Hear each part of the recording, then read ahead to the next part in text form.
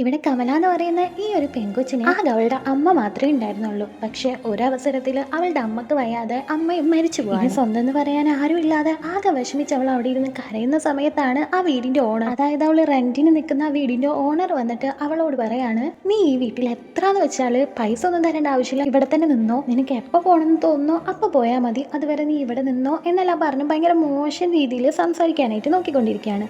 അതുപോലെ തന്നെ ഇവള് സ്ഥിരമായിട്ട് പലചരക്ക് സാധനങ്ങളെല്ലാം വാങ്ങുന്ന കടയുടെ ഓണറാന്ന് വെച്ചാൽ അവളോട് ചെന്ന് പറയാണ്, നിനക്ക് എന്തൊക്കെ സാധനങ്ങൾ ആവശ്യമുണ്ടോ അതൊക്കെ നീ കടയിൽ വന്ന് വാങ്ങിക്കോ, പൈസ ഒന്നും തരണ്ട, ഞാൻ നിന്നെ നല്ലപോലെ നോക്കിക്കോളാം എന്നെല്ലാം പറയാണ്.